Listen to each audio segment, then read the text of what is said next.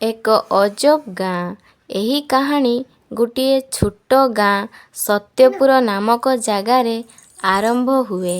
ଏହା ଏକ ଅଜବ ଗାଁ ଥିଲା, ଯେଉଁଠି ଲୋକେ ବହୁତ ନିଷ୍ଠାବାନ ଏବଂ ସତ୍ୟପରାୟଣ ଥିଲେ।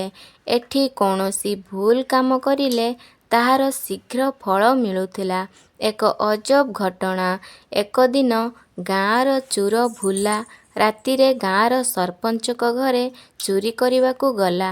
ତାର ଭାବ ଥିଲା ଯେ ଏଠି ଲୋକେ ବହୁତ ସତ୍ୟପରାୟଣ, ତେବେ ମୁଁ ଯଦି ଚୋରି କରିଦେଇ କାହାର ମଧ୍ୟ ଦୃଷ୍ଟି ପଡ଼ିବ ନାହିଁ।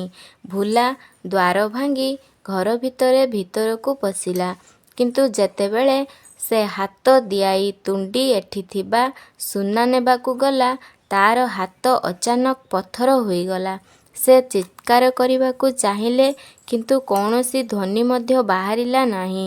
ଗାଁବାସୀଙ୍କ ଆଶ୍ଚର୍ଯ୍ୟ। ସକାଳେ ଗାଁର ଲୋକେ ଏହି ଦୃଶ୍ୟ ଦେଖି ଆଶ୍ଚର୍ଯ୍ୟ ହୋଇଗଲେ। ସରପଞ୍ଚ ଏହି ଘଟଣାକୁ ଦେଖି କହିଲେ, ଏହି ଗାଁ ଦେବତାଙ୍କ ଅନୁଗ୍ରହରେ ସଂରକ୍ଷିତ ଅଟେ। ଏଠି ତୁମେ ମନେ ହୋଇ ଦୋଷ କଲେ ତାହାର ଫଳ ଶୀଘ୍ର ମିଳିଥାଏ। ପ୍ରାୟଶ୍ଚିତ ଏବଂ ଅନ୍ତିମ ଶିକ୍ଷା।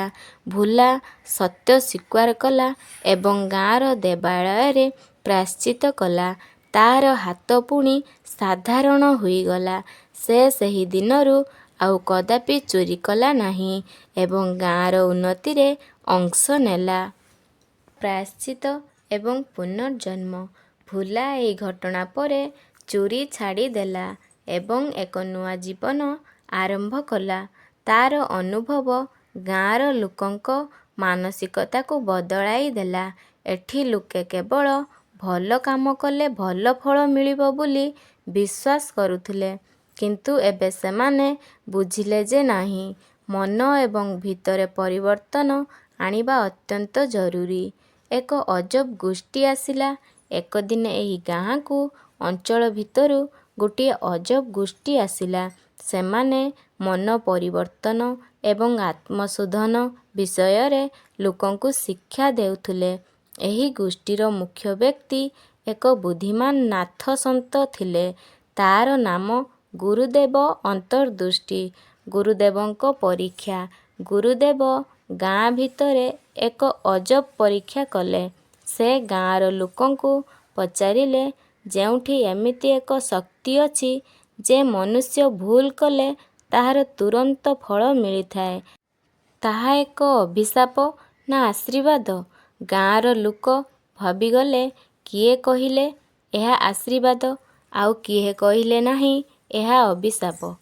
ଗୁରୁଦେବ ହସି କହିଲେ, ସତ୍ୟ ଏକ ଶକ୍ତିଶାଳୀ ଜିନିଷ।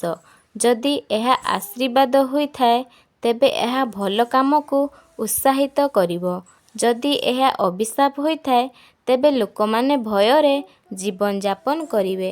ଗାଁର ଲୋକମାନେ ଏହା ଶୁଣି ଏମିତି ଭାବିଲେ, ଆମେ ଭୟରୁ ଭଲ କାମ କରୁଛୁ, ଅର୍ଥାତ୍ ଆମେ ସତ୍ୟପରାୟଣ ହେବାରୁ ଭଲ ହେଉନାହିଁ।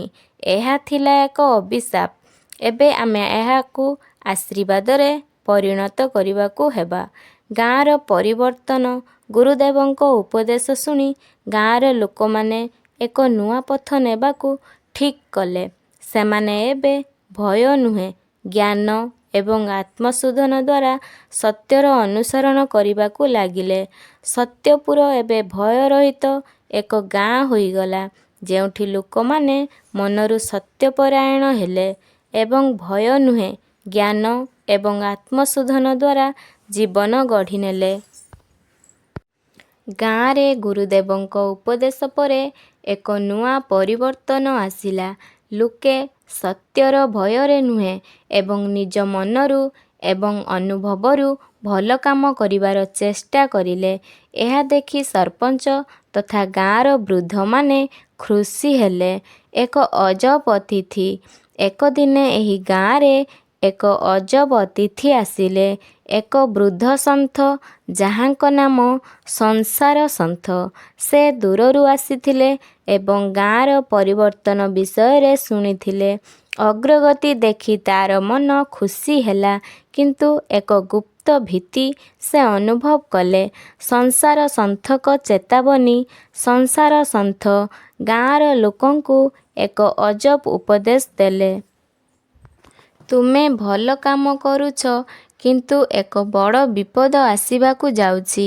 ଏହି ଗାଁର ଅନୁଗ୍ରହ ଏବଂ ସଫଳତା ଦୃଷ୍ଟି ଲୋଭୀ ଲୋକଙ୍କ ଆକର୍ଷଣ କରିବ। ଗାଁର ଲୋକ ଆଶ୍ଚର୍ଯ୍ୟ ହୋଇ ଖୋଜିଲେ, ଏହି ବିପଦ କୋଉଠୁ ଆସିବ? ଏକ ନୂଆ ଶତ୍ରୁ। କିଛି ଦିନ ପରେ ଏହି ଗାଁର ଭଲ କାମ ଏବଂ ଅଜବ ଶକ୍ତି ବିଷୟରେ ଏକ ଦୂର ରାଜ୍ୟର ମହାରାଜା ବିଶ୍ୱକର୍ମା ଶୁଣିଲେ। ସେ ଏହି ଗାଁର ମହିମା ଶୁଣି ଏଠିର ଅଲୌକିକ ଶକ୍ତି ଏବଂ ଧନ ସମ୍ପଦ ଦବାଇବା ପାଇଁ ଯୋଜନା କଲେ। ମହାରାଜା ବିଶ୍ୱକର୍ମା ତାଙ୍କ ଏକ ଅସ୍ତ୍ର ଶିକ୍ଷିତ ସେନା ଏବଂ ଏକ ଚାତୁର୍ଯ୍ୟପୂର୍ଣ୍ଣ ମନ୍ତ୍ରୀ ନେଇ ଏହି ସତ୍ୟପୁର ଗାଁ ଉପରେ ଆକ୍ରମଣ କରିବାକୁ ଯାଉଛନ୍ତି। ଗାଁର ଲୋକଙ୍କ ଦ୍ୱନ୍ଦ୍ୱ। ଗାଁରେ ଏହି ସମ୍ବାଦ ଆସିଲେ କେହି କହିଲେ, ଆମେ ସନ୍ଥମାନଙ୍କ ଦ୍ୱାରା ସଂରକ୍ଷିତ, ଭୟ କରିବାକୁ ନାହିଁ। ଆଉ କେହି କହିଲେ, ଆମେ ଅସ୍ତ୍ର ନେଇ ରକ୍ଷା କରିବା ଉଚିତ। ଗୁରୁଦେବଙ୍କ ମନ୍ତ୍ର। ଏବେ ଗୁରୁଦେବ ଏକ ବୃହତ୍ ସଭା ଗଠନ କଲେ ଏବଂ କହିଲେ, ସତ୍ୟ ଏବଂ ନ୍ୟାୟ କେବେ ବି ଅସ୍ତ୍ର ଦ୍ୱାରା ରକ୍ଷା ହୋଇପାରେ ନାହିଁ। ଏହା ମନରୁ ଆସିବା ଉଚିତ। ଯଦି ଆମେ ନ୍ୟାୟରେ ଦୃଢ଼ ରହିପାରିବା, ତାହେଲେ ଆମେ ଜିତିବା। ଯୁଦ୍ଧ ଅଥବା ଶାନ୍ତି। ଗାଁର ଲୋକ ଏବେ ଦ୍ୱନ୍ଦ୍ୱରେ ପଡ଼ିଗଲେ। ଯଦି ଏହି ଅନ୍ୟାୟ ରାଜା ଆସିଲେ, ଏବେ କ'ଣ କରିବେ? ଯଦି ଏହାର ଦ୍ୱିତୀୟ ପାର୍ଟ ଆପଣମାନେ ଦେଖିବା ପାଇଁ ଚାହୁଁଛନ୍ତି, ତାହେଲେ ଚ୍ୟାନେଲକୁ ଯାଇ ନିଶ୍ଚିତ ସବସ୍କ୍ରାଇବ୍ କରିନିଅନ୍ତୁ।